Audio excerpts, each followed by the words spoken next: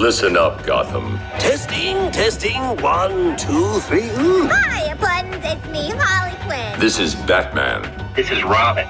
Tune into the Bat Fanatic podcast. The Bat Fan Addict Podcast. The Bat Fanatic Podcast. The Bat Fanatic Podcast with Sammy Warmhands. With Sammy Warmhands. The Bat Fan Addict Podcast. Bat Fan Addict Podcast. Although, Sam, you might think about changing the name. Hey everybody, it's the Dark Knight of Rap, Sammy Warmhands, and this is the Bat Fanatic Podcast. That is our brand new intro, fresh off of Washington SummerCon. I just met Troy Baker and Tara Strong, voices of the Joker and Harley Quinn, along with our original clips of Kevin Conroy and Lauren Lester, Batman and Robin. I chopped them all up into one. This is yet another instrumental from my old rap group with Evan called The Illusionist, beat by Webb the Free Range Human, chopping up that Danny Elfman. Shout out to our Season 3 sponsor, TNK Comics and Collectibles. Follow on shortboxed.com/TNK Comics or Instagram at The Nando Knight. Today, Ben and Evan and I return to DC Black Label with Batman the Imposter. Okay, gang's all here. Ev's in the house. Hell, the gang all here. Ben's in the house. Yes. You're like, how do I follow that? I can't. The next line is, leave your worries at the door, they're not going anywhere. Okay, I didn't know the song you were doing, so It's Dropkick Murphys. got it. Yeah, I probably wouldn't have known that to begin with. That's a different band from Flogging Molly. But I also didn't hear any consonants, so It's a consonant. T. it's like a lot of countries make up one. One big consonant. Wait, Yeah, shit, yeah. that's Yeah. something else. It's Used to be a it's a mega really big consonant. landmass. Is it a type of breakfast? Consonantal breakfast. Yes, Yeah. got it. All right. Today we're doing Batman the Imposter. Came out in 2021, written by Mattson Tomlin, illustrated by Andrea Sorrentino, colored by Jordi Belair, The Fresh Prince of Jordi Belair. You know. Where have you been? lettered by Steve Wands, which Bum, bum, really bum, should bum. have... I hope he worked on a Shazam title at some point, because that would be a perfect name. Now, this book was marketed as sort of a loose tie-in to the Batman film, touting Mattson Tomlin as the co-writer of the script. Oh. But then when the movie came out, I mentioned this on our review a year ago, he wasn't credited anywhere. So I don't know if that's some Writers Guild shit or why, but since then, Reeves has announced that him and Tomlin are writing the sequel together. So And this came out like a year before the movie did? months, I would say. Okay. The hardcover only came out after the movie. I was buying the issues, I think. I think they actually dropped it like they'd come a month apart and then the following month was the movie. So I think intentionally it was a big tie-in, and then when the movie came out, it was like, I don't see that guy's name in the credits. It's like, you guys really fucked him. You used him for your promo and then fuck off though. You don't really count. There's tons of similarities, especially just in the style and the tone of it. Yeah, absolutely. I think, the mascara. though, if someone does want another tie-in to the film, Paul Dano's The Riddler Year One is very good. It's ongoing right now. I think there's going to be 6 issues, and there's 3 or 4 that are out so far. It closely ties into the storyline in the film. When you say that, you mean to say that it's his version? He wrote it. Oh, really? Yeah. Oh, that's about cool. his character. Okay. Yeah. Cool. Yeah, he wrote an origin, Ti- which is very cool. He got a call from the DC studio head. They said, hey, would you like to be the Riddler? It's that kind of... Yeah, I was a scientist working on some mind control television. Yeah, my boss was a jerk. It's actually really cool. It's like he's an accountant. He's He likes smarter Sudoku. than his bosses and stuff, and they're shitting on him or whatever, and so he's got a big chip on his shoulder, but then he sort of starts to suspect something is up, and you kind of watch as he uncovers all these things that he reveals later. So if you're ever wondering, like, how did he know any of this shit, though? This is that story, which is pretty cool. Initial thoughts on the imposter before we get into the story. Second page, you're like, hella blood, and his mask comes off already. I felt like it was going for a realistic version of this world. I was put off a little bit at first. Uh-huh. Not necessarily at the first page, but just the first little chunk, because they're already revealing, like, There's no Alfred because Alfred couldn't handle it. And again, in the more realistic way of like, this is a nuts person, so nobody wants anything to do with him. More realistic in that he's not like badass ninja from the Himalayas Batman. He's just like more like a dude. Which they do sort of mention at one point, but yeah. He did train with monks or they beat him up or something like that. But he's still very early in it. Yeah. So initially, I was unsure of how to feel. You're like, this is bold? Yeah, you're just going to make him crazy? We talk about him being crazy a lot, but you have to believe in him a little bit or else it just becomes like a Batman is bad story. I love this, that you say that, because there's always a great contrast between our reads on stuff. And there's elements of this that make him the most relatable, Batman and Bruce, to me. So when they said he has no empathy? Yeah, that part especially. So Dr. Leslie Tompkins is startled awake by a loud crash. Batman is sprawled out on her living room floor, unconscious. She pulls back his mask, and the first full sentence of the book is Bruce Wayne is Batman, and he's bleeding to death on my floor. Now, to me, I love it already. Like, wow, okay, this is the starting point. Normally, that would be the big reveal at the end or something. And so we've talked before, I guess, about some stories. I think it's Earth One. Yeah. Earth One is just like every other person either figures Jeff it out Johns. Right away. Everybody in Gotham knows that he's that he Bruce does Wayne that is over Batman. and over until it loses all its impact. But in this case, it's like, oh, he's dying. It's like Bob trying to peel off the mask in '89 or something, but he's got some kind of putty on him. But much different context. Now she thinks to herself, I should call the police, the paramedics. They would know what to do. In fact, he might even be better off in Arkham, the way he's behaving. But she remembers the horrible trauma that he's endured as a child, because she was there for that, treated him, and she dials the numbers but can't hit send. And I like their relationship in this, because she's opposed to what he's doing. She's trying to help, but she also can't bring herself to do what at her core is the right thing and bring an end to it. I like that it's her, because this is a kind of a standalone, its own universe story. This would be a very easy character to just be a new made-up one. Yeah. Which would have been fine, but it's just nice to have it be like an already existing important Batman character. Yeah. Slightly retooled, but like still the right version of this character.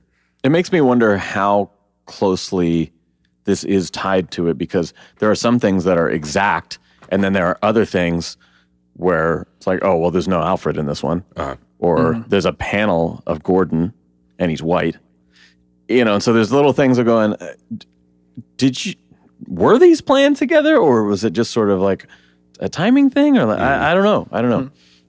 This part elated me on the first read, because it's maybe the only time I've seen Batman diagnosed in the story itself, not some like think piece, some article you see online or whatever. But she says acute anxiety, obsessive compulsive disorder, possibly on the spectrum, and PTSD, of course. Personally, I'm batting 3 out of 4 there, so I'm feeling pretty good right now. Like, oh shit. What is acute anxiety? Heroes are just like me. Just having anxiety all the time, probably to an extreme level. Yeah. Gotcha. Leslie says... Spectrum means he's gay. Which is cool. Right. He's on the he's a blue on the rainbow spectrum. That's funny. Leslie says, you're welcome, when he expresses no gratitude for saving his life. She demands an explanation, and he describes a bloody, botched robbery ending in a car chase and a body count. It was worth mentioning already. Like, we see him slash a motherfucker in the face. Yeah, that confused me. Like, wait a second. Is this the same dude or not? Yeah, I thought, did he just slash that guy's throat? Yeah, it looked like that. There's no blood. No, like maybe I'm misreading this. Maybe he backhands him, but he happens to have a knife in his hand. It's like a roll of quarters. He punches him. Yeah, he just got knuckles to his knuckles. No, because it's like a samurai sword where the back side of the knife is just a big flat surface. Dull. Yeah, okay. If you struck somebody across the throat, it definitely wouldn't kill them. Totally. She asks if he came to her for help or for a place to die. He responds, either one would have suited me fine. Leslie demands an explanation, so he tells her about his vow and this quest for justice. He says that Gotham recently had its first night without a violent crime in 54 years, that didn't happen because of the cops or the DA. It's because of me. And with that revelation, there's a shot of him crying, which I didn't even realize the first time I read this. The second time, I'm like, oh, he's like on that spire, and he's just crying at the thought of no crime tonight. Yeah, you're talking about that negative space shot? Yeah. That's where he says this. That's where it says that. That's this right here. Yeah. Yeah. That's the inner cover of the hardcover. But then in the actual book, there's a little tiny shot of him crying underneath it. Wow, there is. Yeah. Yeah. It makes me think that he's crying because he's so bored. It's like, I'm already running out of people to beat up. This sucks. I should start crying again. Yeah. Leslie says the only thing to protect his secret is doctor-patient confidentiality. He must report to her every day at dawn, or she'll call the cops and blow the whistle. Reluctantly, he signs. I want to go back to that shot, though, where it's the negative space when you're talking The about. crying. Yes. I just want to focus on him crying. Oh, man. I don't even say it, but Jesus. I believe pussy-ass bitch was on the tip of your tongue. Yeah, There's some things I can say, he some things suffers I for can't say. a really intense case of acute Pussy-ass bitch. being a huge Pussy-ass bitch. bitchness. Yeah. I believe I heard you call him a Nancy boy before we started recording. Yeah, I said that walking in the door. Fucking Nancy boy. Yeah. Mm-hmm. In that shot, one of the things that I always comment on, what I love about a version of Gotham, scale. And that this just kind of like carries off into the horizon.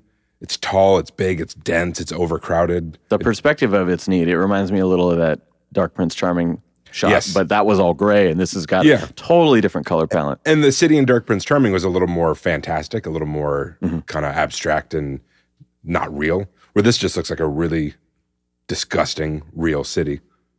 Well, I know that upsets you sometimes. Like, I don't want to live in this Gotham. But the color is good. Okay. If it was orange, I wouldn't like this at all. All right, Jordi Belair, well done. Yeah. I watched Dread again recently, and that's one of my favorite parts too, is these like mega skyscrapers are like the equivalent of a city themselves, just up. They're like 4 square blocks and then 90 stories or something like that. So you have this crazy scale where like, here's a regular building, here's a warehouse, here's a skyscraper, and then here's these things. Like, oh my God. Yeah. Every one of these is There's like just a no World planes Trade there. Center. Yeah. Well, it's funny that you mentioned Dread too, because that's another city that's another city that is very shitty. Yeah. But something about the visual characteristics of it or the color or something doesn't bother me the way I've complained about some of the other things. Or the one I always compare everything to, the city in 7. Just like is miserable and disgusting. It's not even fun to look Which is like at. the perfect Gotham to me. I love it. It sets the tone right, but it's so upsetting that it disgusts me to look at. God, You're making me regret not buying that used at CD Game Exchange the other day because I saw it. 7? It's a good movie. Yeah. What's in the box? Great question. Allow me to show you. Okay. It's my dick in a box. A dick in a box, girl. 1. Next, we meet Detective Wong. She's called the Wesker Capital, which it doesn't say at first. I had to add that later after they say it in a future scene. She's called the Wesker Capital as Mr. Wesker demands that Batman be stopped before the wealthy business community take matters into their own hands. Wong is quick to remind him that despite him claiming that he is Gotham, much like the Nightwing book we read with Blockbuster saying the same thing, and that while he is a generous donor to the GCPD, he is a private citizen, and she cannot discuss an ongoing investigation. Does it make you like a double vigilante if you're on a mission to take out vigilantes? Yes, now you're not a vigilante anymore. They cancel out. The layers. Oh. Plus, rich people can do anything they want. Sure. They am the law. Yeah, me's is. On the way out, she shares an elevator with the man who is talking to himself. He calls himself, literally, Arnold. Wesker's complaint inspired Wong to consider new angles. What if the Batman's destruction is some kind of cover for corporate espionage? Which companies have lost the most? Who stands to benefit? I like that. And that's an element that I feel like wasn't really developed in the story as we go on. And maybe it's intentional because maybe it didn't. But that is kind of neat if that's also an added layer to it that they just didn't really develop. I think it informs her angle and like what she's digging at. Mm-hmm. But I think that that's like a cool, different take on like White Knight stuff. You know, you talk about like all this property damage and then this Wayne fund, but insurance fraud is a real thing, and probably massive companies do crap like that all the time, Oh, yeah. in order to like claim losses and stuff like that. So that's really interesting that. Want to say nothing of just destroying your competitor's stuff and saying like, Totally. oh, the Batman did it. Well, she even mentions it in the end of the book. I didn't include it in my notes, but it's relevant to this part. There's a rooftop scene at the very end of the story. As she's standing there waiting, she sees this damaged building across the street. I was like, oh yeah, I remember this fucking bomber guy blew up this place and the Batman tried to stop him. And now Wayne Enterprises has got a $800 million insurance claim on this building. And even in that moment, when she's made a decision despite her misgivings, got that nagging like, I still don't know about this guy, Yeah. Back at the station, a task force is assembled to take down the Batman. They watch grainy, distant surveillance footage from quite far away of Batman kicking 3 prisoners off the roof to their deaths. They each had criminal records and were let off when Dent, not Coulson for some reason, got tough on corruption and their cases were overturned. I bet this guy would draw an icky Two-Face. Ooh, Oh, yeah. yeah. This guy has some really cool page layouts and panel work throughout, but this part's kind of cool where it looks like a police badge. Like an upside down police badge. I from the- wondered what you're talking yeah. about, the one that looks kind of like a This- spiral this sort one, of thing? This one's right side Oh, up. no, not that one. That one, yeah. This that one's great. right side up, but then there's one a couple pages later that seems like it's upside down. Messaging, Yeah, it's creative though. imagery. There's some This really badge is upside down now. interesting. Things are what you think. Whoa, dog. It's like turning the flag upside down. Yeah. Inside out. Whoa, is that wow, it's like the first time that guy shows up. Terry Hatcher. Wow. Yes, Terry Hatcher, beautiful Lois Lane, Bald makes guy, an no appearance in beard. this universe. It's a little out of place given the tone, But more than welcome. I'll take it. Is this Corey Feldman down here? No, it's Peeta from the Hunger Games. Oh, Or Peeta from Family Guy? Family Guy. There you go. yeah, okay. Peeta. That scene was so good. Wong remembers Wesker's threat to, quote, do something about it himself. Something isn't right. She thinks of the mysterious zip lines and the dozen hidden motorcycles that have been found with a full tank of gas and no VIN numbers. I love this part. Another thing selling me on this is like a more realistic version of this stuff. I know that he has like grappling hook rifles, but those seem like single-use things. Whereas I get the feeling that like his grapnel gun is retractable or something. And he has like two just, of them and he's shooting it from place to place yeah, like Spider-Man. and And has existing lines that he's just gliding on. that's what I think is cool is that like he has a network. He has infrastructure. Yeah, he doesn't have expanding bat wings, so he doesn't have like a glider. He doesn't have this reusable grapnel gun. He has zip lines all over the city. that he had to go out and like set up and like fix the Yeah. night before somebody cut And- them down. Or I like the thought that it has to be at least a gradual decline. But eventually he has to get down to the ground and then like take an elevator to get back up to another tall building because he can only ever go down-ish. No, you don't understand. You missed the spot where they show that at every bottom zip line, he also has another one of those grapnel rifles stored. Oh, So that he yeah, shoots to the okay, top. okay, yeah, He- okay. He really planned this all out. Totally. He just leaves those out for anyone to find. Yeah. The clock strikes 5 a.m. and then 6. Leslie has dialed 911, but again has not hit send. When Batman arrives, she shows him the newspaper. He's convinced that an imposter is framing him to turn up the heat on the Batman. He spent all night punching his way to the truth. People are even more afraid of him now after the news. He enjoys their fear, but she reminds him that you can't be feared as a murderer and enjoy the same leniency that you've had from the GCPD. Excellent scene. Yep. This depiction of the Penguin looks dope. I like that a lot. This depiction of Batman torturing someone. And is Black interesting. Mask is in that Yeah. one too, right? Oh, Yeah. not No, not yet. Not yet. Black Mask is when Yeah. Wong is going to do her own investigation. Oh, later. got it. That's my favorite though. I wish that was his like full-time costume is mask Under- and boxer shorts. Very realistic universe. Yeah, we have yeah. I'm here. sure Ewan McGregor would have loved to play a scene like that in Totally. Birds of Prey. But no, this is like one of 2 or 3 times where Batman is drowning someone. Torture doesn't work, guys. 2 times it doesn't work. Yeah, Hey, in real tell life. that to the cops. No, Yeah, they say it. You either get bad information because the person is desperate for it to stop, or you get a useless version of the good information. Yeah. Yeah, you get Batman, what are you doing? That testimony is admissible in court if it went to court. Man, I was on a real Jessica Chastain binge last month. I had never seen Zero Dark 30. I finally got around to it. Yeah. And I'm like 30 or so minutes in, and I'm like, damn, this movie is 90% torture. Wow. Yeah. Granted, it expands to other things, but I was like, God, this is dark. Yes. Yeah. Who thought a movie about a military assassination would be so dark? I was thinking something fun. About Chris the Evans would show United up, States military. That really was a rough. It was a really rough watch. I saw it for cheap on 4K, and I was like, "Oh, hey, no, I don't Actually, think I need to see that one I again." wanted less picture. realistic. I returned Yeah. it, and then I got it on VHS. You can see the desperation in his eyes as the sweat drips down his head after Yep. being waterboarded. I can feel how hot that locker is. The Dolby Atmos sound makes the screams that much more terrifying. Yeah. Now I want to watch Sicario, whatever. Yeah. Oh, that's also. We're introduced now to a rat catcher named Otis, who seems tortured by the unfair hatred of rats compared to the violent nature of, say, dogs or humans, for examples. He is neglected, abused, even robbed. Taking a break on some ledge, he sees the Batman and offers to help, saying that he knows of more tunnels and ways to get around the city, much like your hidden motorcycles.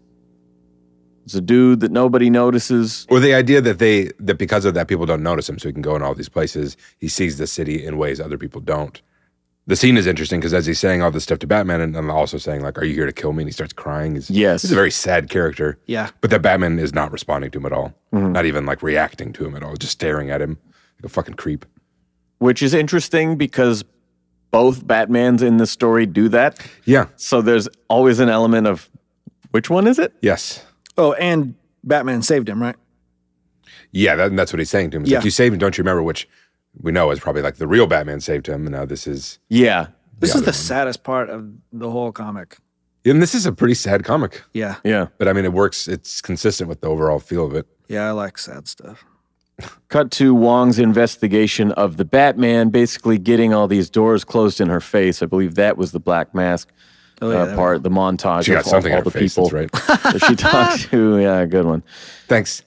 This is juxtaposed with Bruce's own investigation, sitting in the middle of case files scattered around the floor.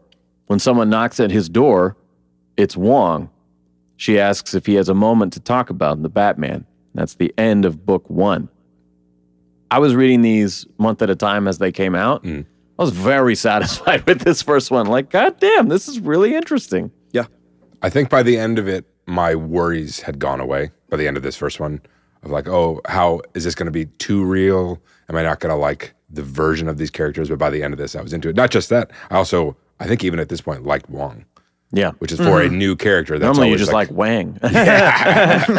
good one on you this time. But as I've complained about with other things, like introducing new characters to these universes is tricky. Yeah. But for whatever reason, this works. The character is just so slowly introduced and kind of seamlessly integrated into this world.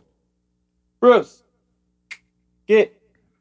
Anyway, book 2 opens with Leslie tossing and turning, feeling guilt that she failed Bruce as a child and might be failing him again now. In a flashback, she counsels a young Bruce after getting in a fight at school. I don't know why Leslie was in a fight at school, but that's the way I worded that sentence. Because you got to pick easy targets. He's like, why am I here? You were the one doing the fighting. In addition to the previous diagnoses, she adds social withdrawal, lack of empathy, and oppositional defiant disorder. Man, this guy. Which I looked up that last one, also kind of relatable.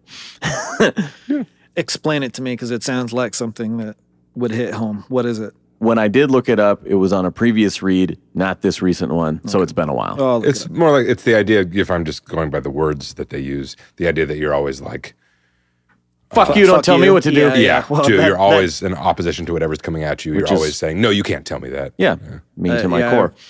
Well, yep. That tracks. I'm cooperative compliant disorder. Whatever you say, sir. Yeah, whatever. A real yes man. Alfred tells her that his rage is out of control. Again, not Alfred's rage. You don't do grammar good, you idiot. I know, it's like fucking, you'd think I was a writer. That no one on the staff will go near him except for Alfred himself. I'm not a parent, a teacher, a social worker, or a therapist. I'm a damn butler, he says. Young Bruce was sent off to a Russian military school, and Alfred resigned soon after. That's interesting because Alfred is always the dude who will never leave him. Mm-hmm. And this Alfred is like, this guy's too much as a 7-year-old. Yeah. I This can't be a kid's nuts. part of his life anymore. He's like, I will not go to jail for this kid killing somebody in 10 years. Yeah.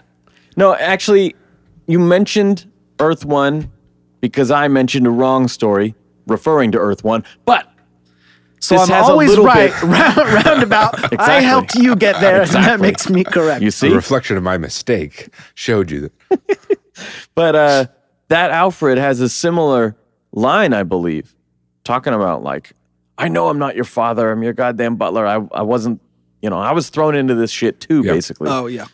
This is simultaneously both more realistic, but also just different. It's just a different choice for the character. Yeah. Because there's no reason you couldn't have this guy also be like supportive Yeah. and like a Super horny. positive influence. Wait, What?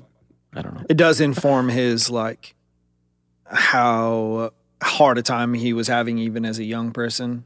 And then also that means since Alfred hasn't been there, he's been, like, unsupported and in his head doing whatever he wants Yeah, since then. They have all these resources to help out with manpower, but he's the only one who's actually trying to connect with the kid Yep. and being completely ill-prepared to do that. Yeah. And he doesn't even have, like, an angel on his shoulder. He's like a devil in nothing. Yeah, it's the Yeah. Bruce Wayne with no softening Yeah. element in his Yeah. life. He's like, this kid has no soul. It's like the good son. Thanks for reminding me of that movie. I Yeah, hate that also, movie. yeah, that was a one. Because it's that, bad. It's because it's no, that was a one and done for distressing. me. Yeah, it was. Mom, it's me. For real. I'm grateful to not get the reference on this one. Oh, no? You should probably watch that. It's mentioned briefly. I just want to include this because it's more of a judgment on the city, but that after some years, Bruce had gone away to military school and then he sort of disappeared, and that people seemed more concerned about his inheritance and where that would go than they did about his well-being and if he was alive. Batman finally shows up at Leslie's. He's been later and later each day. She stitches him up, revealing the scars on his back in another Alex Ross homage. That night, he says he had hacked into Wesker's surveillance system, giving him eyes all over the city. There's some great beats in this scene, like finding Wesker had cut his zip lines, and he has to use a grapnel that looks like a harpoon gun instead. It immediately, just like the opening scene in Earth One, fails. He says, I came prepared, fires it, misfires, and says, but why should anything be easy? So then he just walks in the front door, it looks like. Yeah, much like the film. Yeah, yeah. Also, is that Mike O'Malley? Is that the security guard? Mike O'Malley from Yeah. Guts or whatever? Guts, the Chuck Palahniuk? That's the the Nickelodeon bald show. Mark Summers. Oh, Yeah. got it. And he was on Yes Dear, or that show was some CBS sitcom. This person stole Mike O'Malley's likeness and didn't pay him. Sorry, your references are just not hitting me today. So who did Wanted? Was it Warren Ellis? Or Mark Miller? The Angelina Jolie movie? The comic it's based on. I'm kidding. Oh, because that was another one where he just stole everyone's likeness. Like Eminem is the main character and Halle Berry is the Angelina Oh, Jolie. really? Everyone is just an actor, and he just like That's funny. Yeah. He takes out the security guard, but he's still able to trip the silent alarm when Batman leaves the room. These corporate security guys are actually impressive fighters. which as is they believable. keep coming back for more. Yeah. Like, yeah, that they would hire some Blackwater, like ex-military guys for Yeah. a place like this. Yeah. At one point, he jumps out the window and they catch him by the cape, pulling him back in, so he cuts off the cape with one of those sharp battering things. Which is maybe the first time or one of the early times of this recurring shot, which I love, of him having the little throwable knife in his hand on like his middle finger, ready to do something with it. Yeah. And we see these where at first I wasn't sure what was going on because he misses this time, or he doesn't hit the guy. Yeah, it's right by his head, like Yes. Batman Returns. But then it's not until later that I maybe think like, oh, he probably was not trying to blind all these other people? I mean, the guy at the beginning, Because we see him correctly hit that shot later. And why did he even do it though? That's because he does it at the beginning with the guy almost in the a warning shot. Well, he does it with the guy at the convenience store holding the gun. Yeah. And that seemed like he should have hit that guy, and he missed.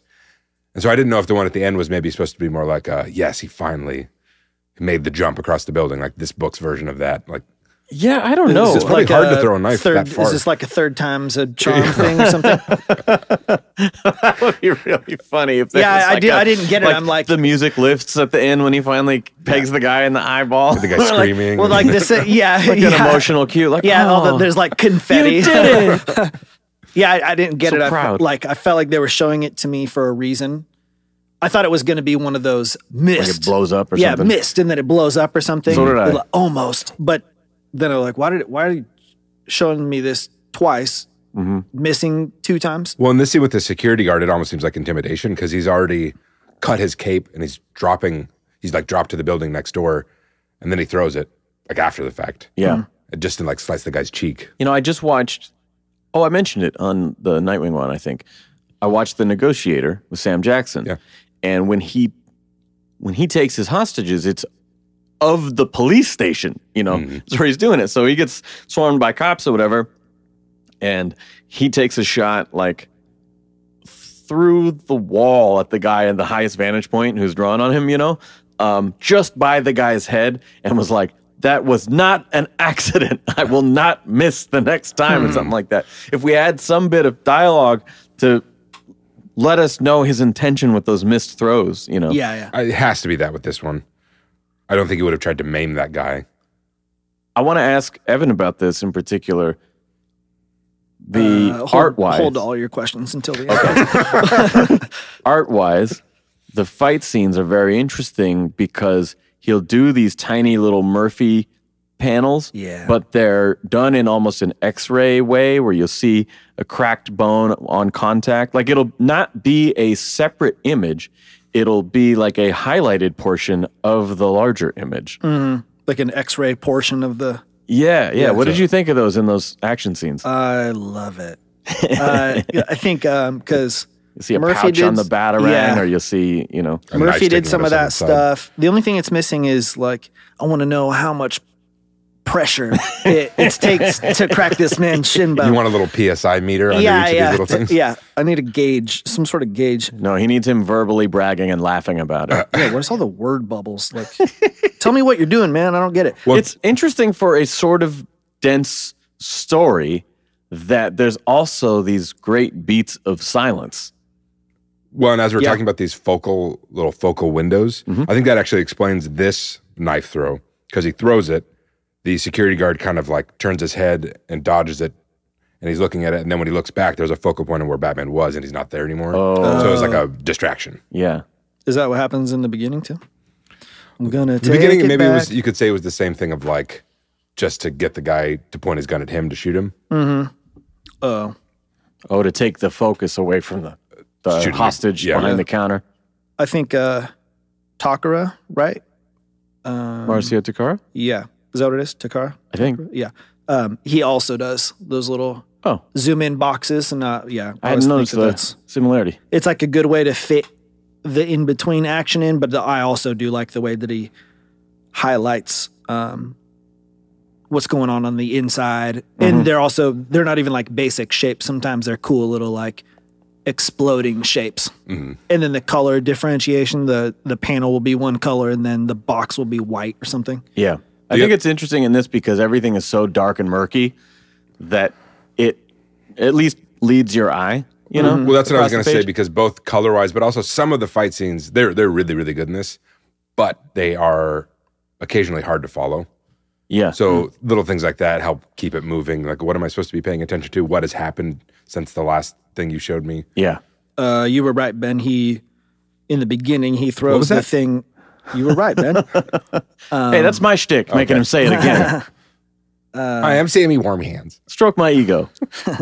In the beginning, he throws the tool against the wall, and that creates the opportunity for the hostage to like duck out of the guy's arms. Oh, aren't we observant? All three of us missed that one. On his way out, Batman finds himself in a room with Arnold Wesker. for some reason, he's a dude you just find yourself next to him. He never walks in the doorway. I was like, oh shit, how'd you get there? Jesus Christ. He's talking to himself again, but we see a puppet in his hands. The puppet urges him to talk to Batman because he goes after the bad guys. Timidly, Arnold asks if Batman will kill his father, saying that he's one of the bad guys. This is a cooler version of the ventriloquist. I feel like I talked about that. Yeah, I think when we saw the film, we were like, dude, we need a ventriloquist in this next movie. Yeah, because it's a dumb villain. So it's somebody's job to make him interesting and cool and darker. Yeah, I mean, he's a crazy person. He's a perfect crazy person. Yeah. Like a Joaquin Phoenix version of the ventriloquist would be awesome. I like that you get both sides of him simultaneously. Like if you were privy to Two-Face and Harvey at the same time, like if they were often going back and forth, I like that that's what the ventriloquist can be, where the ventriloquist is so different. In the cartoon, he's polite and timid and this old guy. Then the doll is this mobster with a scar on its face. Yeah, you know? See? Yeah. That's dumb. I mean, it's campy and fun, but it's also dumb. Yeah. I like what you mentioned, though, with Two-Face, because they do a similar thing in this, not with the lettering, but with the text boxes. They get all scratchy and weird when he has the Scarface puppet in his hand, because in the other scenes, he's just talking to himself and he has nothing. Yeah. Like Blair Wong is looking at him at the side of her eye like, what the fuck is this guy doing? But in this scene, it's sort of a little more apparent that it maybe has a distinct voice at this point, like it's growing in him. Well, the first time you see the puppet talking, it's on Arnold's face, and his face is like dramatically different than it is when he's himself. He's making like a weird expression, talking out of the side of his mouth. Tell him what he did to you. This guy's forehead reminds me of watching like Iron Monkey and kung fu films where they shave like the front top of their head to look as cool as me. Yeah. There's a lot of Asians in this book, and before anyone makes a joke, says anything, I like that. Stop Asian hate, yo. This is it just gives this Gotham its own distinct flair. Like, oh, they have a lot of Asian Americans in the city, and it's not a thing. Why wouldn't you? It's fucking New York, yes. You know? Yeah. Yeah. It's Ohio. Leslie is very interested, asking Bruce, how did you react to this guy asking, would you kill my father? Of course, Batman didn't say anything in the scene, but it's here that he says he misses his father, but he wasn't always kind, and that people don't always like you when you're the son of a rich family. Perhaps her lack of empathy diagnosis was no longer true. We're seeing him actually feel something for this fucked up guy who's kind of a nobody. And also this universe just has to be as grim as fuck. Yeah. His parents were just murdered. One of them was like an asshole. Yeah.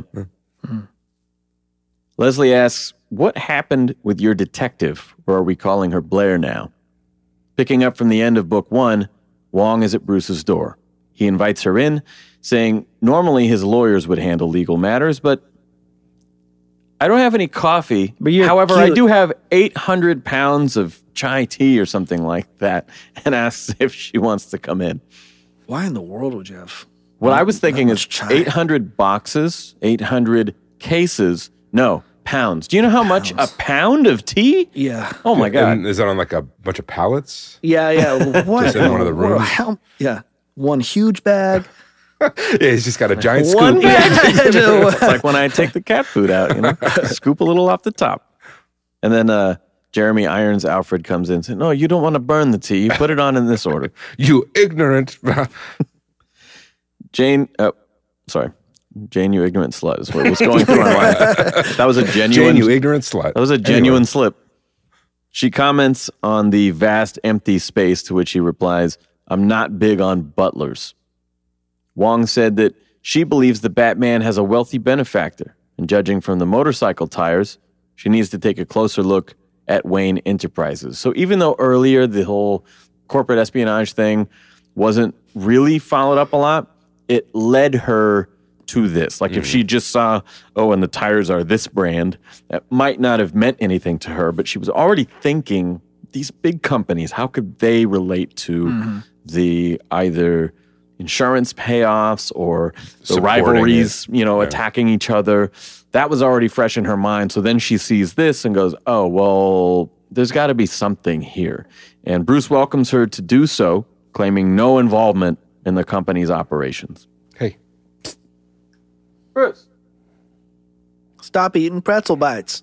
He's chewing on headphones. I need to throw those away. Those are old It's as like our fuck. chili dogs. Oh, yeah. Hey. Chili dogs. Those are fucking expensive.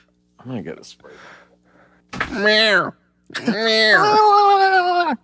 I like this scene a lot because this view of his home, in addition to some of those other shots, like where he's looking at the clues on the floor, all the visual parallels between this and the recent Batman movie. Yeah, like that scene with the Riddler clues on the floor. And Despite these being very different, it doesn't in any way feel like, oh, I already know this because I watched that movie. But like visually, it feels like I've already been in this world. it's weird in how close it is and how different it is. Yeah. It's sort of like, what am I supposed to think between neat. these two projects? And I like that on the same page with the I'm not big on butlers. The top panel shows this cool, like, could be part of a library or something, but it's borderline colorless. Like a nice ass mansion would have many, many colors in it. And this looks, tapestries and this paintings looks and- like, Barren, his world is drab. little cobwebs and shit. Yeah, exactly. You can see that there's sheets on things. It's probably super dusty. You know, he has all this space and it's like falling Are we apart. talking about Bruce Wayne or me? Yeah, I was going to say, feel we're talking attacked. about this room now. All my dusty displays. Bruce learns that Wong's parents were also murdered and decides to get closer to her. When oh they my first- God, we have so much in common. Did we just become best friends? When they first meet, she brings it up right away, but he deflects, making her feel bad, saying, no, I mean, we both dropped out of Yale and lived in Brazil for a while. Like, total dick move, but you sort of see the way he's playing her. Embarrassed, she lets her guard down, and the layout of these two pages is confusing to me. I had a hard time following. It's going diagonally across two pages, and My mind could follow it. yes, your keen The intellectual superiority. Yeah, visual Was acuity, not- spatial awareness. The one with the gargoyle spiral. No, this one. Oh, okay. I think it might be easier on a digital page like that because I'm looking and there's a page break, you know. Makes it So confusing. there's a fold right there. So I'm like following down and going, well, Yeah, no, 'cause I think technically I'm it goes just this way. starting- But there's no left to right the way you would just read. Sometimes it's more top to bottom. So even though one thing is Well, that's the justified thing because further I'm right, following, then go to the bottom. No, that's not it. And so It's it's like- actually like, Oh, yeah. a- If it was a 2-page, then zigzag. you'd actually be crossing over into the second, back to the first, Yeah. and then back yeah, to the second. but yes, it's left to diagonal lower right and then back up again, which is weird. Again, this just gives me like nightmare flashbacks of reading collected editions of comics with pages like this and like Yes. everything in the middle. What am I missing? Yeah, you have no idea what's going on in the middle of this. Yeah, Look both- at those beautiful birds, though. Really, yeah. Embarrassed, she lets her guard down, is what I was saying. She followed in her dad's footsteps, becoming a cop after he was killed. There's a great moment here. Bruce says, I'm sorry about your parents. And she says, it's okay, which he immediately dismisses, saying, no, that's just what we say to people who don't understand. Like, you're talking to me now, I fucking get it. He asks her out to dinner, provided that he's not a suspect, of course, and they continue to bond over it, looking over each other's scars in bed that night. When I talk about wanting romance in these stories, this is Yeah. a perfect example of it. Yeah, this is good. Yeah, I don't want like literal rom-com stuff or things like that, but just like there's a chemistry A human between connection. them. Yeah, there's like you believe that they would be connected to each other. You believe there would be interest there. It's not you're not being informed of this. You're being shown it Like- with the dialogue. Neither of them is fully showing their hand, but at the same time, they have this real deep connection Yeah. that he couldn't have with another person. An actual interest in each other that neither can like completely deny. Yes. Also, when I say there's a lot of Asians in this universe, I want to go back to that. Some of it I just think is the character style.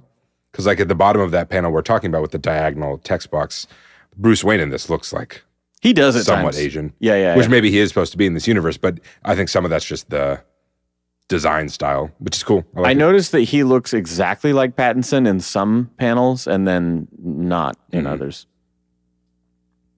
She says that she dreamed of seeing her parents kill her dead and felt nothing when it finally happened. She just wanted to make sure that it never happened to anyone else. They're basically the same.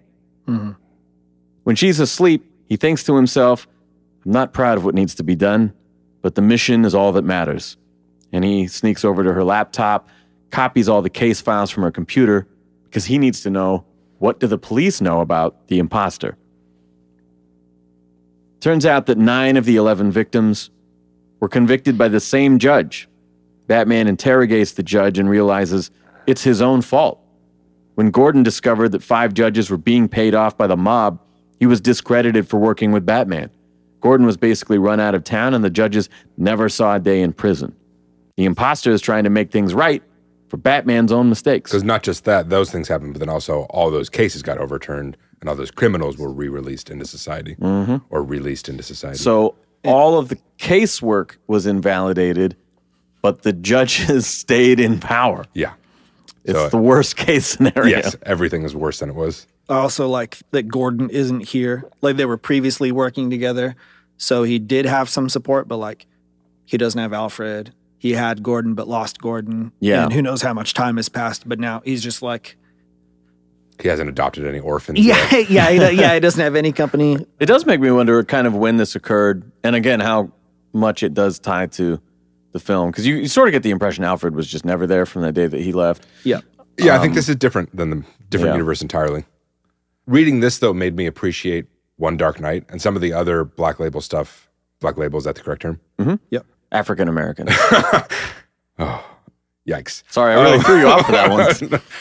Because I can imagine, like, even the ones that I liked less, reading these all in a day. Yeah. Like, oh, it's spring break or something, and this is the first day of my spring break, and I woke up in the morning and I had breakfast, and it's a sunny day, and I'm going to sit down and read Batman comics for 12 hours. How fun it would be to, like, Wow. live in each of these little Yeah.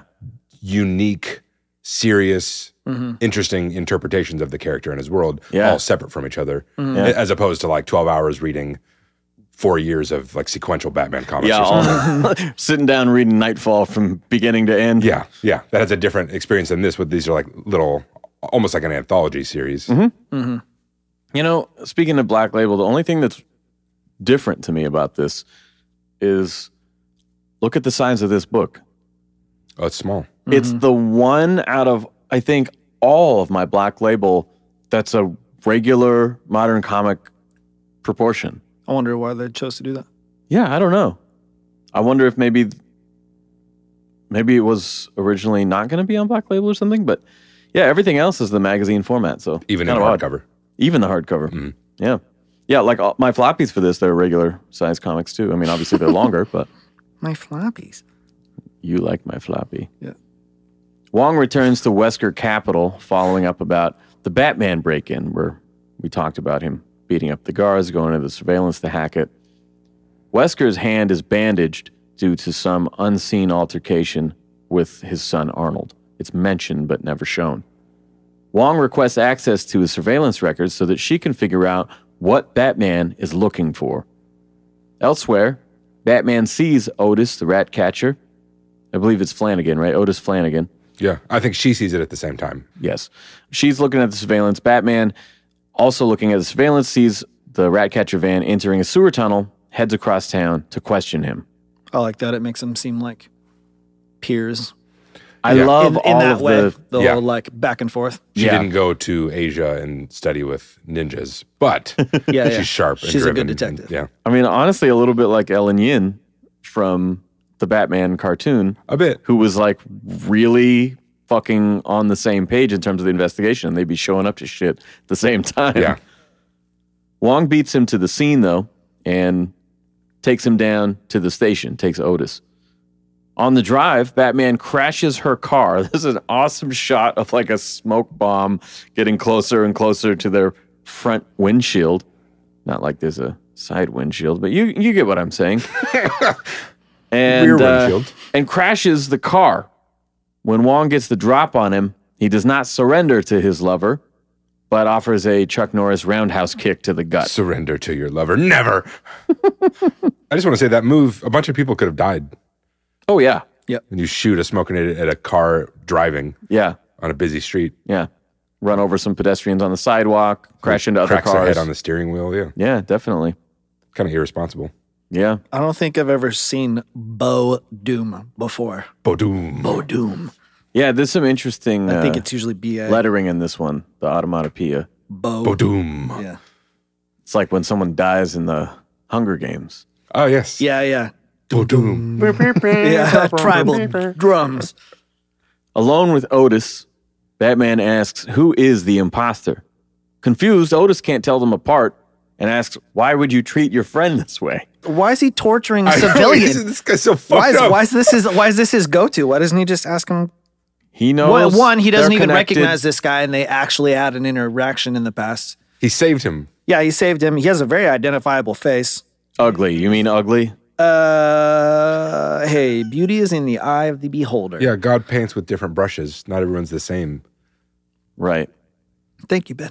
Yeah, I have that on my fridge to remind me every day. I went to see Nikki Glaser last night, and she was talking about like how, aging and Hollywood doesn't like older women or whatever. And she's like, but there are some things that are just objective. Tall, short, fat, skinny, beautiful, ugly. Like it just is. It's a fact. I'm sorry. She was talking about how all the pretty people get the advantages, but that's where my brain goes. I'm like, come on, you could say he's, He has a character face. He's not going to be. He's a character casting actor. in Hollywood. Yeah. We need a weird guy to play like a killer or someone that somebody thinks is a killer and then turns out not to be. Yes. You're the guy. Yeah, what's your tragic supervillain story? I was born ugly.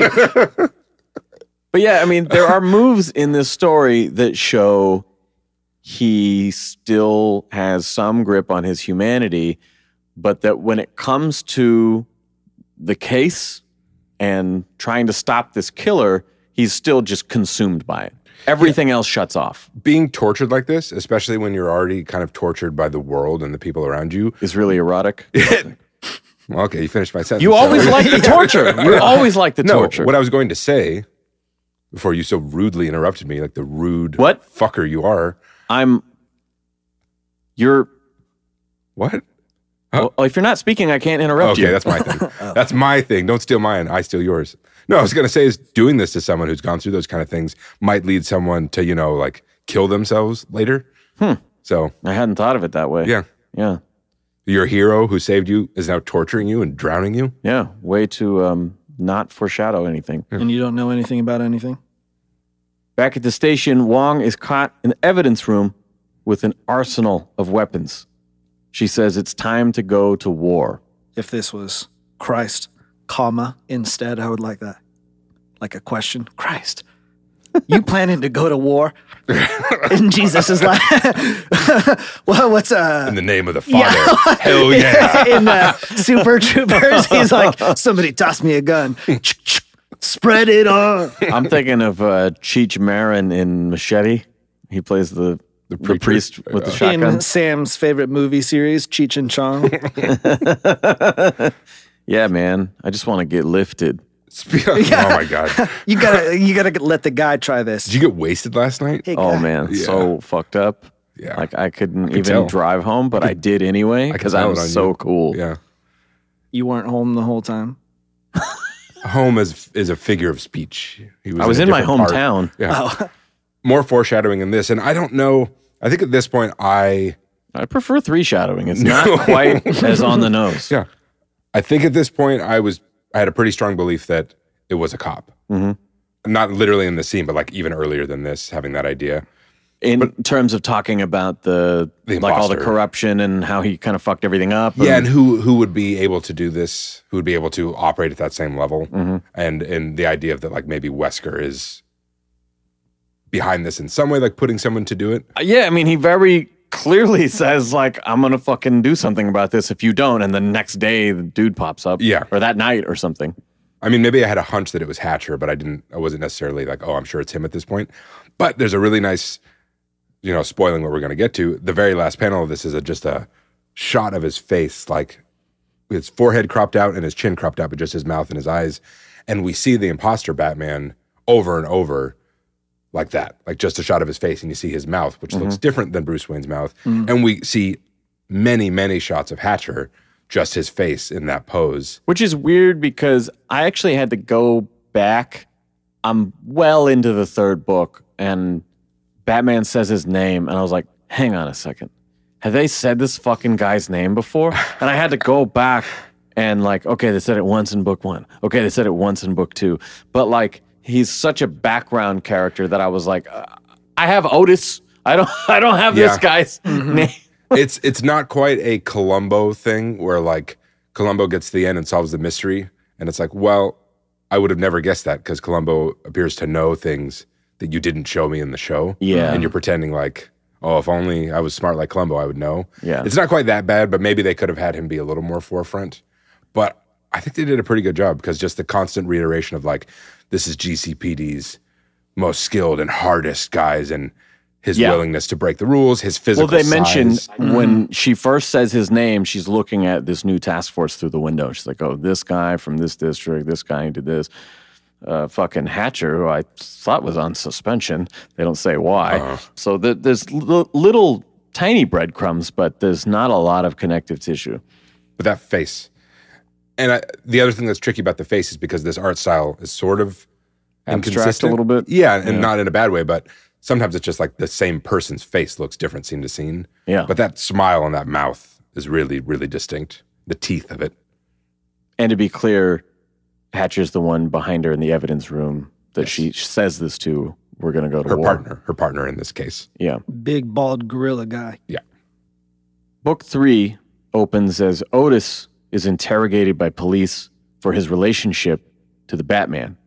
His face is badly injured and seems despondent that his friend, Batman, wouldn't recognize him and that he'd go as far as to hurt him like this. He really beat the crap out of him. Yeah, that's severe. Yeah, he didn't even just drown him. That's after the attempted drowning. He then punched him really hard in the eye. Yeah, what a butthole. I don't see where... I don't see the problem, guys. Yeah, what's the... You got to do what you got to do, you know?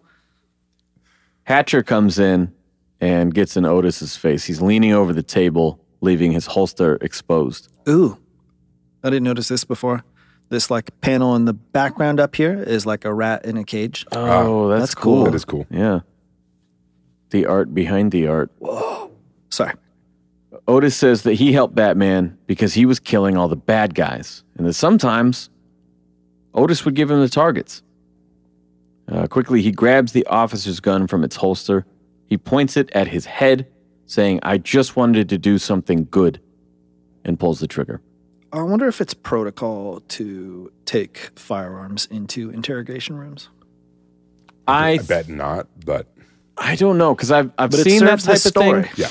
But here's what I didn't think of when I first read it, but in reading it again now and knowing what we know about this character, he doesn't want this guy to talk. Mm-hmm. Yeah. So he's inserting himself into the room when he's already being interrogated by someone else. Yeah. So he wants to be in this room to get this guy to stop talking. Yeah. So it's my opinion that he was intentionally leaving that opportunity for this guy who seemed very erratic. And I had that feeling too, but that just seemed like such a huge risk that the guy wouldn't just shoot him instead. Although maybe he just like analyzed him. And I'm sure he could take a gun from that guy. Yeah, and also that He's this twice guy, his size. This guy is not a killer. Yeah. That's not like what his goal would be, but still, it just seemed Yeah, this strange. guy's sad. He's not. Why would he shoot me? Yeah. I don't know. That was just something that crossed my mind of like, maybe he's just reading the situation and going, you know what? I'm going to give this man an opportunity. Yeah. I got to shut this down. And maybe he wouldn't take the bait, but in this case he did. Elsewhere, Bruce tells Leslie that Otis spoke of Batman's underground lair hidden behind a waterfall. He's narrowing down the hunt for this imposter.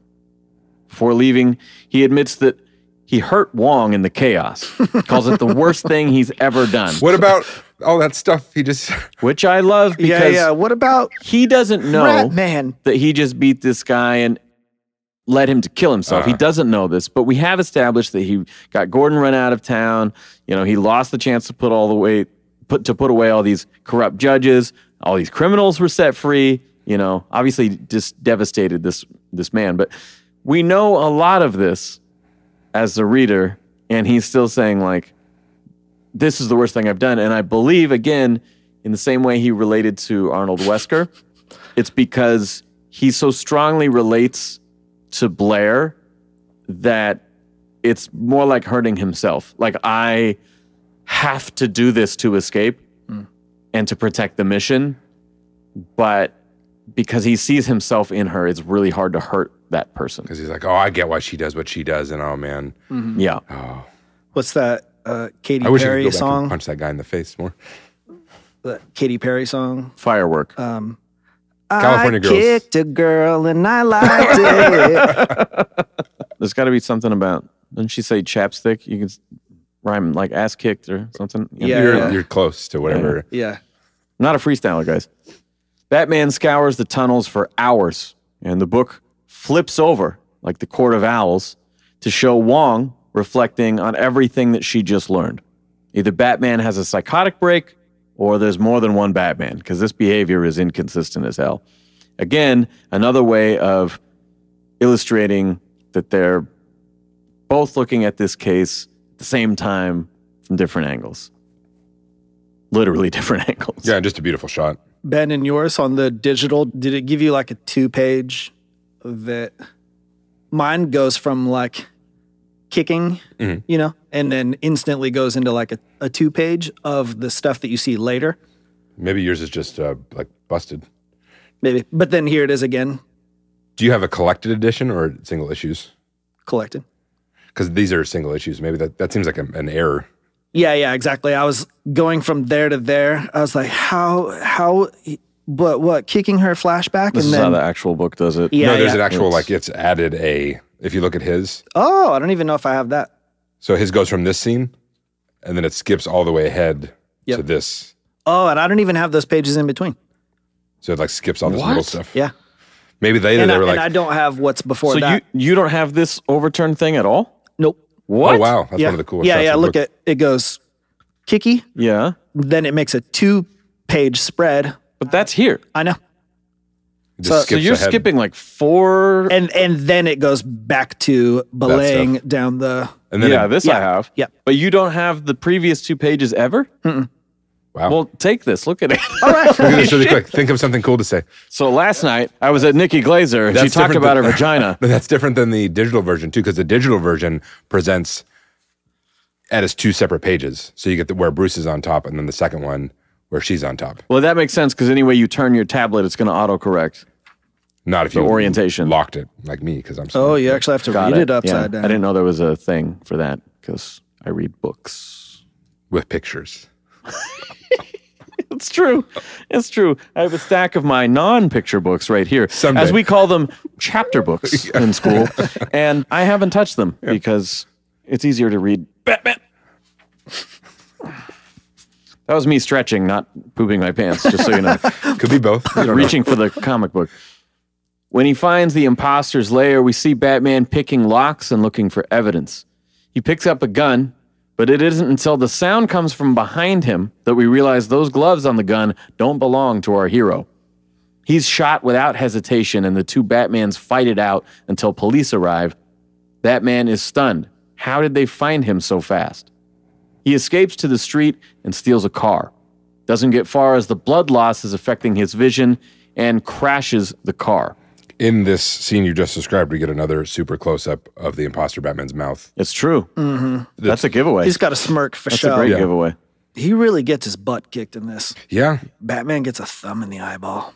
He's a finger in the booty ass bitch. Yep.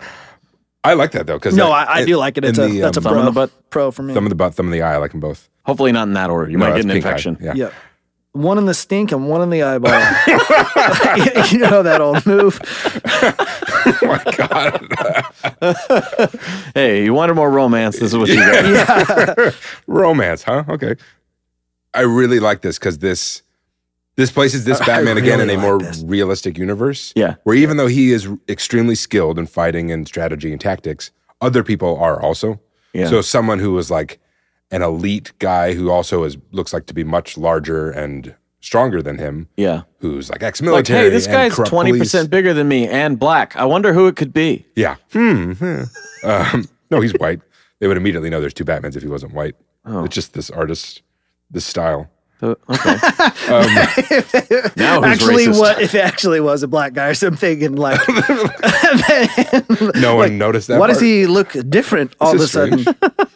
But seeing him get his ass kicked by the imposter Batman Yeah. is great because it just shows like the level of threat he's working with, but also his skill level that this is someone he has to contend with, and he's sort of holding his own, but he's at a big disadvantage.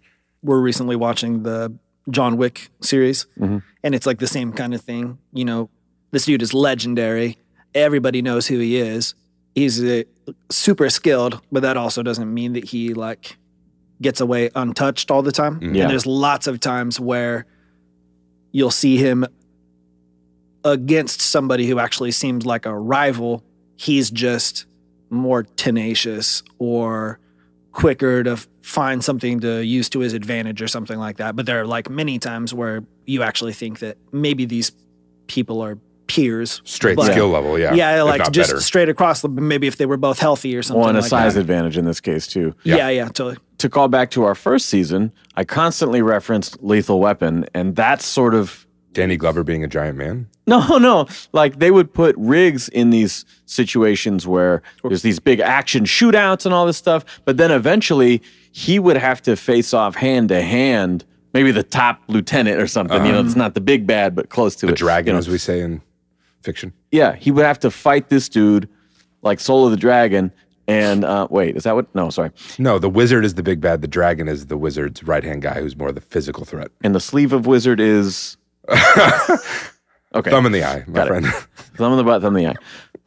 That's where my mind went as a guy that he had Batman qualities in that Riggs, he had more tenacity than anyone else. He could get beat horribly, like worse than Bruce Willis, worse than any action hero you've seen, get just destroyed. His fucking shoulder out of socket and all this fucking shit, and shot and all these things.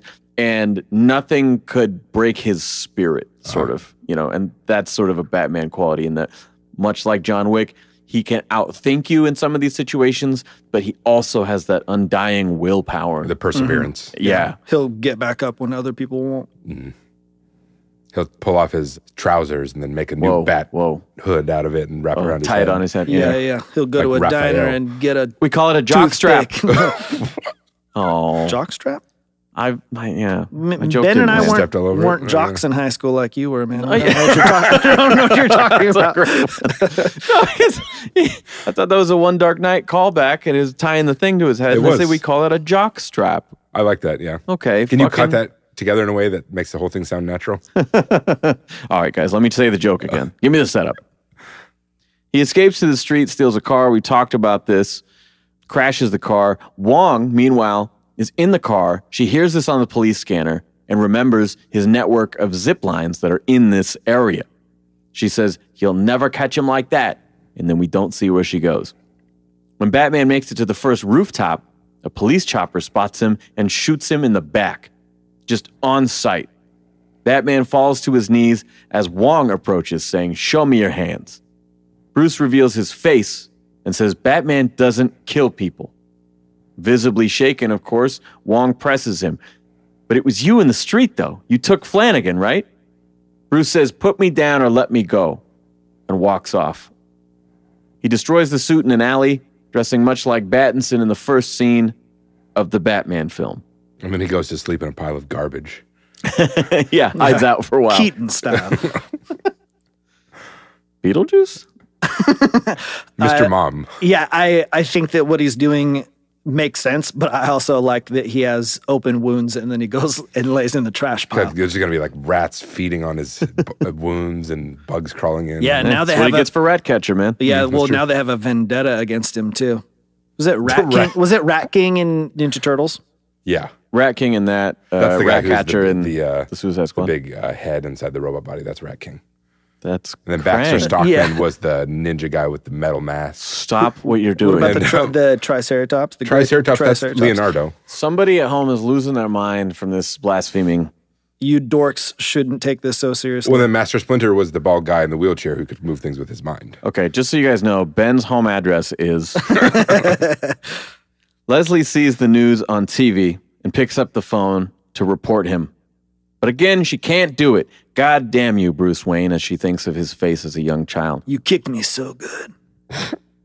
No, Leslie. I can't. You don't know who else he's kicked. Oh yeah, You sorry. probably kicked her also. I'm on the next page. Defiant oppositional personality disorder. Yeah, there you go. My bad. On the next page, Blair Wong thinks to herself 2 times, Bruce Wayne is Batman. Bruce Wayne is Batman. She flips it. Batman is Bruce Wayne. Bruce Wayne is Batman. There you go. And then there is an imposter. She remembers their romance. She remembers the kick to the stomach and also thinks to herself, damn you. And I like that both of these occur in a single page. And again, if you were reading on paper, they're both juxtaposed right next to each other. Mm-hmm. I like that. Bruce finally arrives at Leslie's apartment saying that therapy is over. She would have turned him in weeks ago, but can't. She knows he's doing the right thing on some level. When she counters that he could put in this time and energy into doing good as Bruce Wayne, he acts as if it's not the first time he's heard it before, which I like because the writer is, I believe, standing up for the fans in this case. It's a logical question, but it's one we get tired of. He asks, if I could give away those billions, don't you think I would have? Explains that he's basically on a fixed income trust and has certain access, but he doesn't want that. Clearly, a guy who doesn't have a butler, doesn't value these things, has no connection to his company. He really doesn't give a fuck about that and would, I genuinely believe this Batman would give a great percentage of that away. Sure, yeah. Billions upon billions. Another parallel with the Batman, Bruce Wayne. Yeah. Similar feeling. Yeah. It's like that trailer clip from the funeral scene where, you could be doing more for this city. The woman running for mayor there. Mm. And Leslie says, you are more than your money. You are more than your parents' death.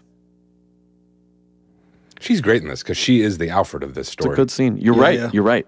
In a very But from a more outside objective because this is the first time they've interacted with her knowing that he's Batman. Yeah. So we're seeing the beginning of that, but that's a really good foil. Yeah, how interesting, because in sort of a Rachel Dawes way of like, I've known you your whole life and now I'm finding out you're this person. Mm-hmm.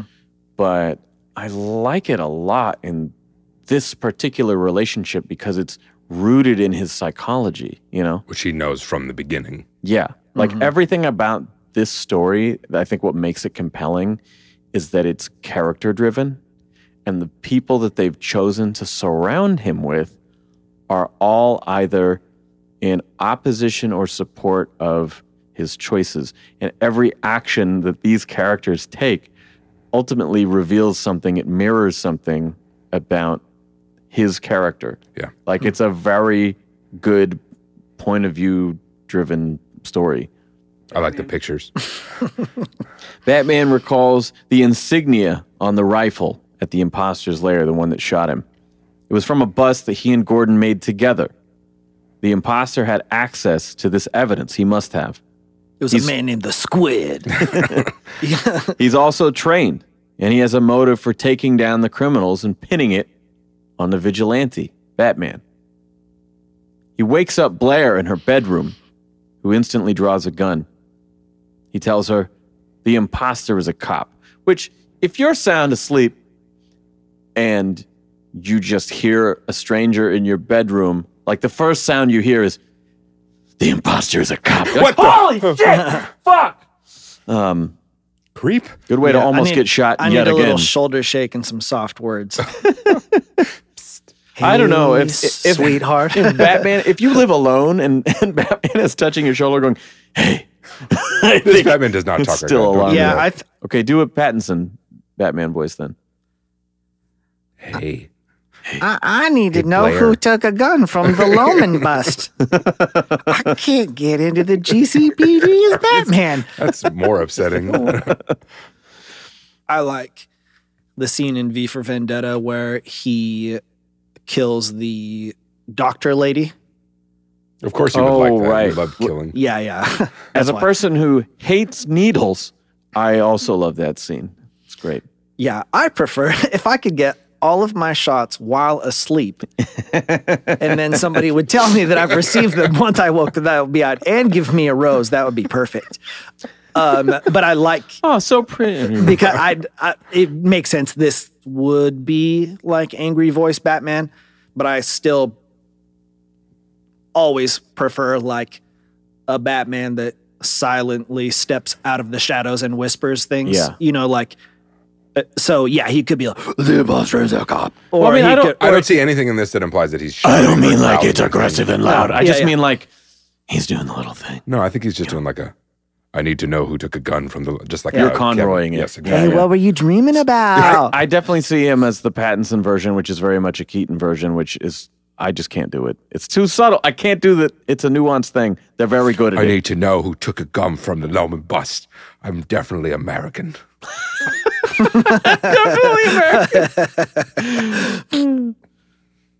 Skeptical, Blair does not back down, even when he removes his cowl. Because at first she's like, kind of like, okay, I don't know which Batman I'm talking to, though. Takes off the cowl, says, it doesn't matter what you think of me, because the guy we're hunting is a serial killer, all right? He compares his own motivation to Blair's, saying, I know that some part of you understands what I'm doing. I love these characters together, man. Yeah. They're so good. Back in the evidence room, Blair dusts the squid rifle for prints. Hatcher comes in and asks what she's doing. Just following up on a lead. It's probably nothing. And then outlines a plan to bait Batman to meet her on the rooftop, while Hatcher can get the drop on him. In the next scene, she does meet Batman on the roof, telling him she found prints and they're in a safe place. Just then, a red laser dot appears on her back. Hatcher shot Blair instead. I was not expecting that. I was not either. That was like a holy fuck, what? I was. Yeah. Always hoping for the worst. You know what would make this scene perfect? If this Let's stupid kill the chick good got guy. shot. I didn't think that. I just thought like that's the right move. But I had legitimate fear and tension of like, Why do you hate women? I hope she's not dead. Let me finish. I hope she's not dead. So he can torture her. Yeah, I hope that she, It's the correct. so she can get a face back. It's the correct move in the scene for maximum shock Yeah. and tension. Yeah. And How dare the both of you? Yeah. I don't paint know a me lot this about way? anatomy, but I don't know what the chances of survival are getting shot in your like very first vertebrae. He just slightly missed, or Bruce threw one of those little knives. Yeah, he Not a like bullet. he altered the trajectory of the bullet that was shot from behind You him. paint me as a misogynist the way God painted me ugly, and I don't appreciate this. You mean accurately? In shocking, vivid detail. All right, now Blair is dangling from the ledge here. Not She's paralyzed. She's pulled up to safety by Batman, but he is shot in the process. He leaves himself exposed. I'm not that person. Okay, I'm not that guy. There's a joke there. Those aren't my kind of There's a jokes. joke there. Hatcher appears as Batman, and they both fight once again. Blair shoots Hatcher 3 times, but his armor endures. As he puts the gun to her head, the real Batman catches him in the eye with a batarang. Hatcher is now unmasked, dangling from the ledge himself, when Batman grabs his hand, saying, "You're gonna die in prison." It's a very Conroy line. Batman fractured his skull. Yeah, that X-ray shot is wild. That reminds me of like Mortal Kombat or something. Yeah, seriously, fatality. Like the last 2 or 3 Mortal Kombat games have moves when in a fight. It's like a power move. Yeah. That where you like they'll get hit in the head or slammed on the ground and it zooms in and goes X-ray of like The anatomy. yeah like that organ just burst. You couldn't still be going, but it looks awesome. Yeah. It just makes me think of when we did review the Suicide Squad. You guys were like, "Oh my god, this gnarly shot was so disgusting." I was like, "How about that part where the glass pierced his heart and we see it on the inside?" And you guys are like, "That didn't bother me at all. I don't know what you're talking about." That was cool. Yeah, violence is cool. I agree. I really hated the part where the things came out of that giant star's armpits. Yeah. That was disgusting. Yeah, that's the worst part of the whole That movie. movie's inappropriate for all audiences. NC-17.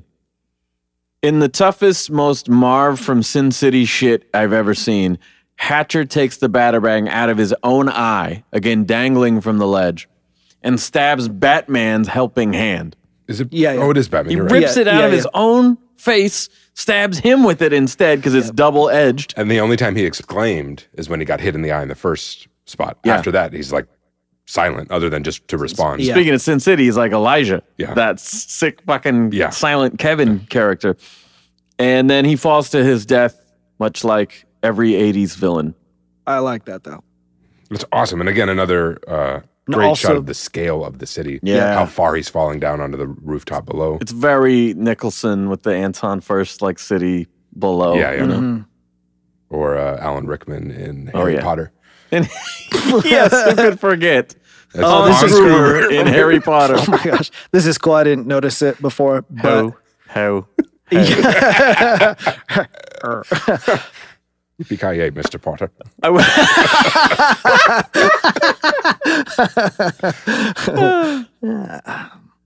What?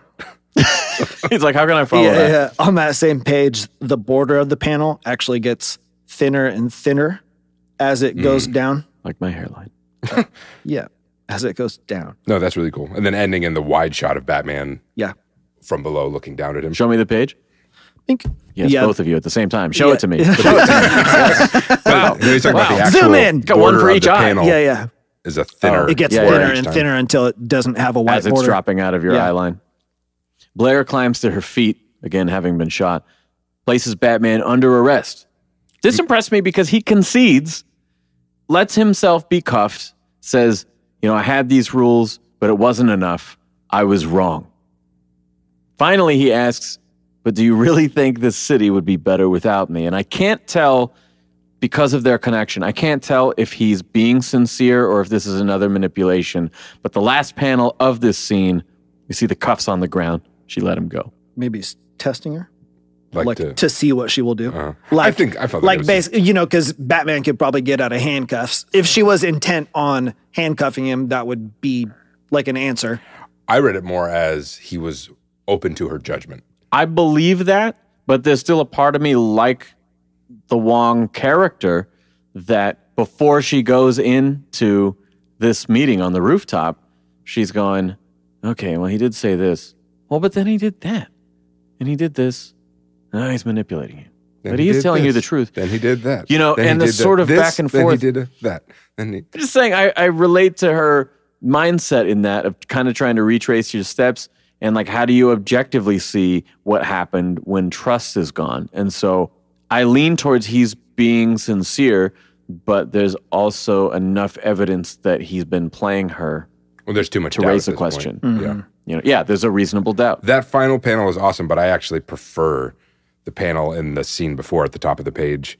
They're in silhouette and she's pointing the gun at him. And you see the city skyline with like a pink sky. And You know the what? moon or the sun or something in the background. That's just, The Batman, all those sunrise shots Yeah. in the tower. yes. Fuck. Yeah.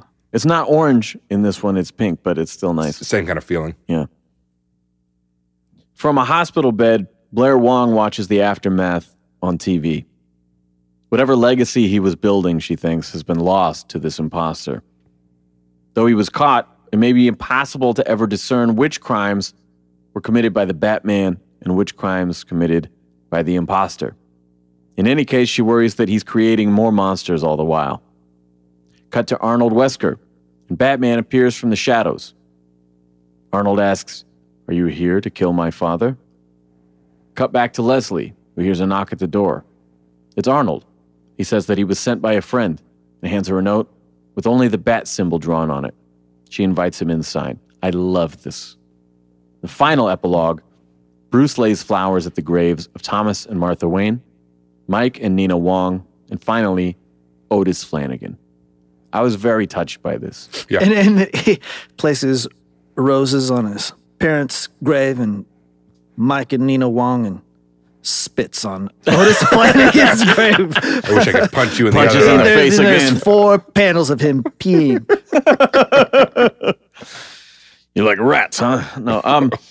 I thought both of these final 2 scenes were so perfect. Like, again, a glimpse of the Conroy Batman here.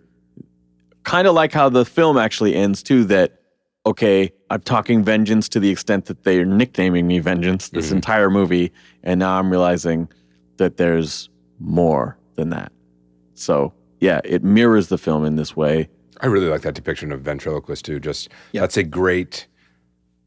kind of thing that like movies either nail or usually fuck up, where like they introduce the character, or the perfect example is Cassandra Cain in Birds of Prey. We're like, we're going to do our own version of the character, and it's just nothing. Like, no, that's just someone else. Yeah, just a completely different person. Where this is like a very different, it's not an old bald white guy. Yeah. But like all the beats are there. Yeah. And it fits in this world well. It makes me wonder because, we don't know who the villains are going to be in the second film. But when I read this, I'm like, oh, that's so cool. And like, he's getting this guy help before he becomes that guy. Yeah. So in my mind, there's a great chance he never becomes that guy. That's what I would see. That's amazing. Yeah. But then there's a sick part of me that's like, but I want him to become that guy so we can see him in the movie. He'll be played by Walton Goggins. I can see it right now. Wait, who's that guy? That name's familiar. Walton Goggins, he was in, he's Uncle Baby Billy in Righteous Gemstones. He was in The Shield. I don't watch the movies you watch. He was in Justified. He was in Django Unchained. He's a fantastic actor. Oh, that guy. Yeah. Yeah. Just imagine him with that haircut. Show me. This guy. Yeah, that's a good pick. He just showed me a picture of a penis.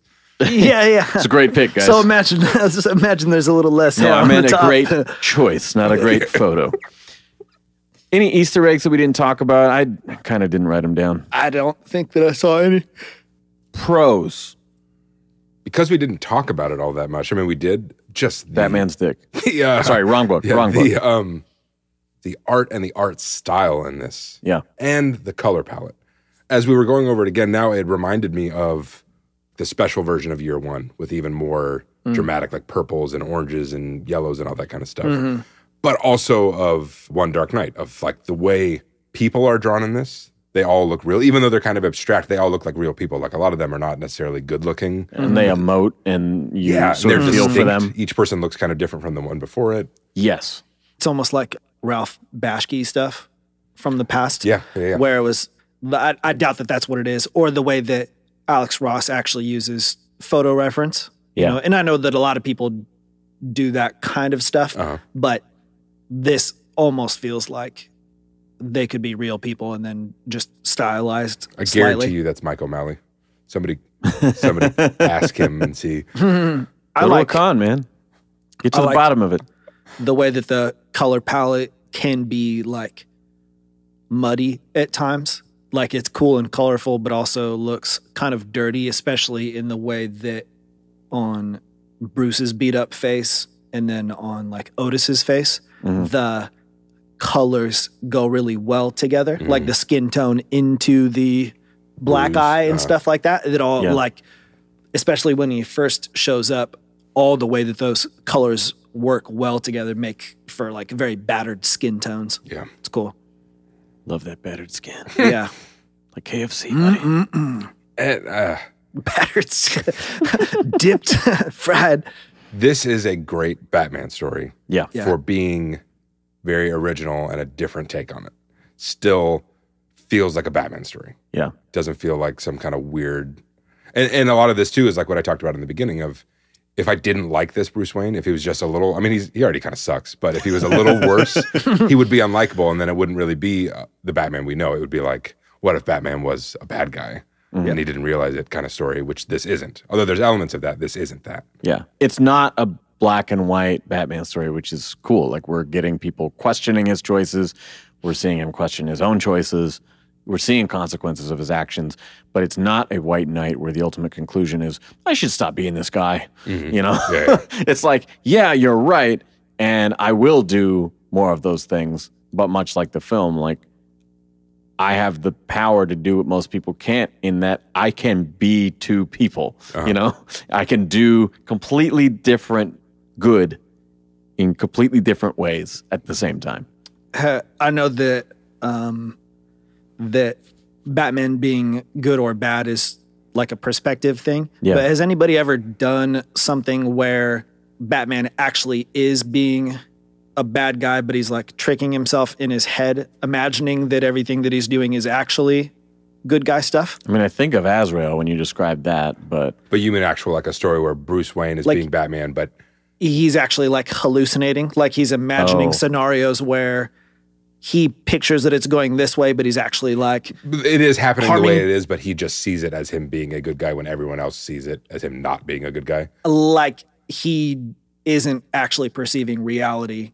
Because you could say that that's exactly what's going on already. Batman imagines that he's doing just stuff, and everybody else is like, "Dude, you're being very mean." But actually, in like Harley, He has a in the dissociative break. He's like he's attacking actually people who are not criminals, and he thinks they are. Or something. He's actually visualizing it being totally different. I think that's sort of taking the Dark Knight to another level, because in the Dark Knight, the killings continue with the Joker because he won't reveal his identity, and he's extra dug in, going like, I'm not going to do it. And, you see all those cops like, no more dead cops. He should turn himself in and all this shit. And he's willing, the point of that movie at the end is that he's willing to be the villain that everyone hates, knowing that he did the right thing, even if no one else can appreciate it. I think Last Night on Earth had story moments like that, but then it's revealed to be like porn. No, it's revealed to be like a trick, or not a trick, but they were keeping him encaged or something like that in some kind of future thing. But the whole setup is like, no, you're delusional. None of this is real. You think you're a superhero. You think you're doing this. That would make sense, because I don't remember much about that book other than it being fucking bonkers. So that would explain why it's so weird. Yeah, and then like a hologram of Alfred says like, why do you want to escape this reality so badly? Okay, and that's when he goes in the desert with the Joker's head. Got it. It's strange. Then hologram Alfred starts doing a Tupac song. Shows up at Coachella. All right. For my pros, I just want to reiterate, Tomlin nailed the character. And again, the way that they cover it from all angles and every interaction is really again, either in support of or in great contrast with this character, asks hard questions of him throughout the story, and ultimately, I think, endorses his ideals by the end of it, but it doesn't shy away from the damage that he does at the same time. So for me, it's all character. I love the vibe visually, but character. I like, too, that there aren't any throwaway characters. Like anybody They keep throwing people off rooftops, but other than that. Yeah. No, I just mean that people who aren't significant, don't even get mentioned. Yeah. They don't even get screen time. Yeah. When they're introducing the cop squad, it's like bing, bang, boom, and then you never see those people again, you know?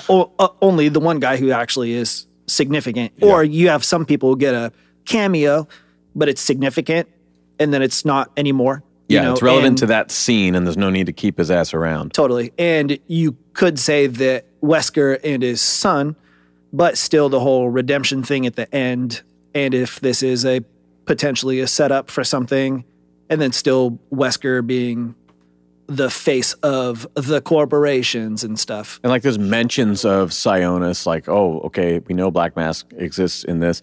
Oh, and then there's a little shot of him, but there's no...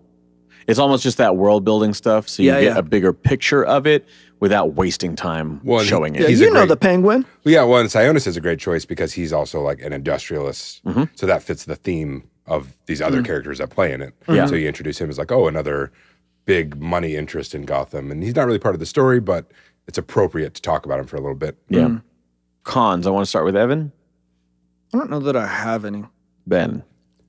My only con is that some of those fight scenes are just a little hard to follow, where I think Batman versus the Imposter, it looked like it was just Batman getting the shit kicked out of him, but I wasn't sure, and I don't think I was supposed to be confused about it. Yeah. I think it was just a little confusing to follow. We talked about One Dark Knight, and I was very complimentary of the darkness in that book. It was used in a very creative way, even when you can't see what's going on. That's the point. And I think there are moments in this where the heavy inks get a little out of hand to the point where I'm having to slow down and be like, okay, what the okay, I got it. Or his, the page layouts and the panels are interesting, but the way sometimes they're confusing. Though. Yeah. The way the layouts tell the story is very interesting, but there's a couple moments where you're like, wait, what? There's some right to left stuff, which is not a Western thing, which is confusing. Yeah. But I don't like that crap. Is keep that manga out of it. This is America. Well, when he jumps through the waterfall, because in the I scene love that prior, shot. the wall is on the left and he's on the right in the picture. So then in the next scene when it shows him jumping through, he's jumping from right to left. Yeah. But you're seeing 3 different shots of him like in mid-roll in one panel. But it's confusing because it's going from right to left. It just like screwed with my brain for a moment. The camera flipped and Yeah. I didn't get it. Did he start crouched and then jump up in like a flying eagle pose or? No, remember he jumps in front of the lightning with his fist punched out ahead of him. Oh, yeah. So people could see him. Exactly. Just in case there's anybody in the room. Like, yeah! Oh, Oh! that's awesome. Nobody's here. The only other thing I'll add is that I think we talked about this in something else recently where the reveal is a character who's inconsequential. He's not anyone you necessarily know anything about. What was I wouldn't that? necessarily put this in the cons. And the reason I wouldn't necessarily is because it's such a Bruce Wayne character study. Hush. No, it was more recent No, than it's that. when it was like the little mechanic guy. Turns out he was involved and then Hush shoots him or something or. Oh, yeah, that was the thing. I can't remember. There was some recent one that we did. Anyhow. Yeah, I think there's a line between like, haha, got you didn't see that coming, and how would I have ever imagined that? Who are you? This is the first time. Yeah, this is the first time Yeah. that I'm seeing Fred. How would I have known that? I thought Hatcher was perfect. I mean, again, to the point where Batman screams his name, and I was like, that's that guy's name? And I had to go back and look like, oh, yeah, they said it 2 or 3 times, I guess. But he's such a background character, it didn't even register to me. It's well done. I think that falls on the line of good, not bad. And it doesn't matter.